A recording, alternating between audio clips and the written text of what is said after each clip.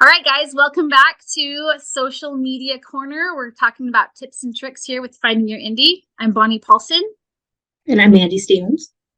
and we work together as ad managers at Finding Your Indie. All right, so Mandy, this is your expertise. What are we hitting this week, this month, I guess? This is our post for the month of May. So May is actually Natural Share a Story Month.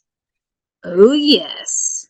That's like perfect for authors. Sometimes I wonder if authors made up some of these because some really good ones coming up. Yeah.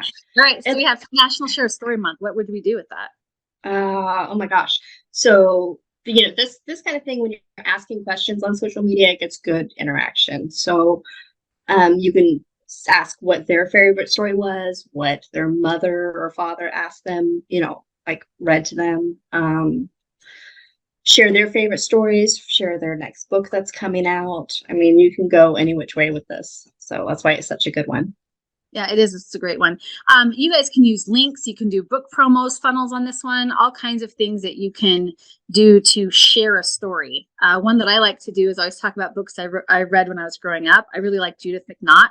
And a lot of her books are coming out on Kindle Unlimited right now, which is crazy because I thought she was like out, right? She wasn't, what's that word? She was obsolete. No, her books are very relevant. I keep reading them. I'm like, I forgot how much I love these. So if you think that your books are too old, now is not the time to think that because Judith McNaught books came out in the 80s and 90s and they're still good. So your books are never too old to feature. We have, and I'm looking off to the side. So if it's annoying, I'm sorry, but I'm looking over at my notes to make sure we cover everything we need to cover. So that's our main monthly theme. Are there any other themes that we have for May that are just for the month? No, but this is something you can share weekly, Right. as a reminder. Because there's, like I said, there's so many different things you can do with it. You can, like, say, every Monday, share something about it. So yeah, that gives you a lot of content. So if you don't have templates or anything started for your social media, you might actually consider that as you're considering things for your brand. My favorite, Mandy likes the monthly themes. I really like daily themes. Like, for instance, there's Memorial Day, which we know, Mother's Day. What mom doesn't love getting books? Cinco de Mayo. I love books and chips and salsa. Not necessarily in that order. There's Armed Forces Day. There's May Day. There's all kinds of days that you can actually focus on and really utilize that to draw in your readers. Like, hey, what are you doing for May Day? What are you doing for Cinco de Mayo, which is a very popular one? But Mother's Day, too, you can also start promoting your books ahead of time. Yes. I will have signed paperbacks. You can do that starting weeks ahead. That way, so people buy your books for mom.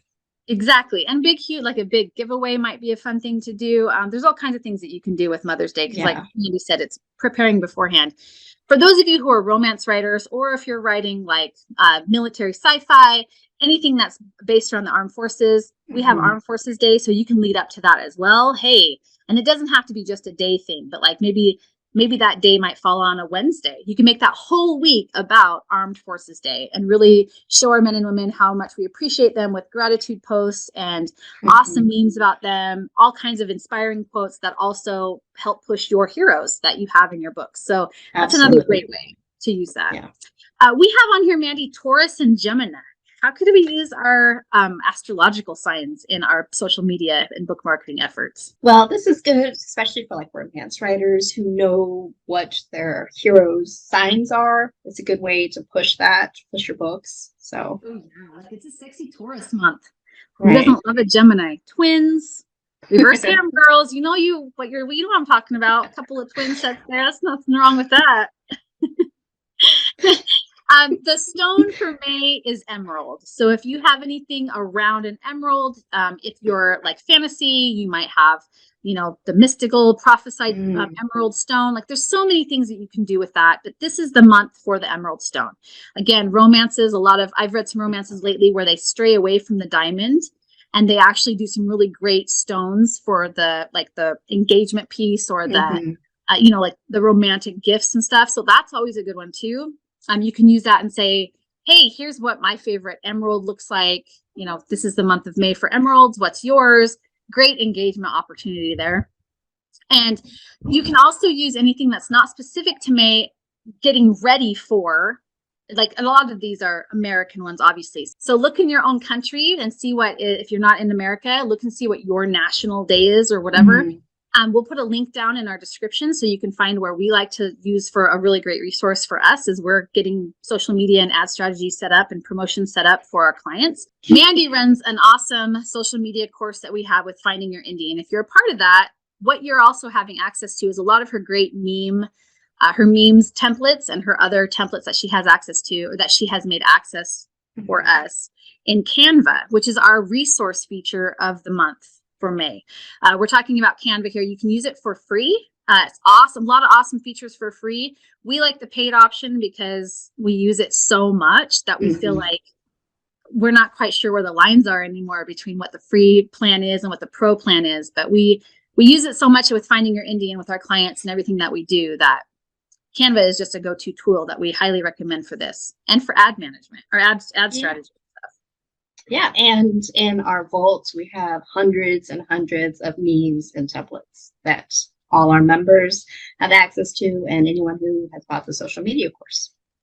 That's awesome. I was looking in there and I loved it. I saw that you're at like 370 last time I saw. And I was like, oh my gosh, girlfriend is going crazy. I have more. Yeah, I have more. I'm uploading some more today and some more templates. So that's awesome. And I saw the questions that you had in there too. Those were really inspired questions. Really great. I was sitting there going, I would totally stop and answer that if I saw that on Facebook. It's not one of the, they're perfect for interaction. And oh my gosh, I've used them for some of my clients and you literally get hundreds of responses. It's insane.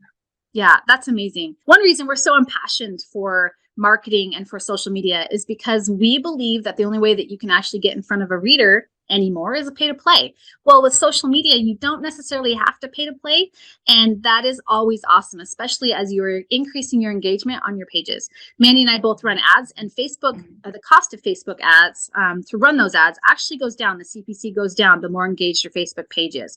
A lot of the big social media guys, Gary Vee, Alex Hormozy, they're saying that right now in 2023 and 2024, the Facebook fan page, I'm going to say Facebook fan page is going to be a really good focus this year. Remember, Meta's trying to keep everybody off of TikTok. They want everybody on their landing page. So they're going to be ramping up the things that they do to keep people engaged on Facebook. So you should be definitely utilizing that and putting things up on your Facebook fan page. So we're going to be saying this and reminding you this every time. We have 4 things that we want you to keep in mind when you're running your social media. Be consistent, be engaging, meet your reader where you're comfortable, and state a brand. And we'll go into that again a few videos later, and you can learn more about the strategies that we use and how to really get into Mandy's head on how to use her social media, because she's a huge super brain on that. I'm always picking her brain. Hey, is this what I should be doing? Hey, and she's like, no, just no. Or yes, why haven't you done that? So definitely continue to check out our videos, hit subscribe, and we look forward to seeing you guys next time. And hit up our newsletter. It's free. Sign up for the newsletter, and we will give you social media content reminders for next month as well, and going forward, and how you can apply them to your books. And we also have a free group on Facebook. The link is below. Yes, perfect. And we hope to see you in there. Oh my gosh. Thanks, you guys, and we're out.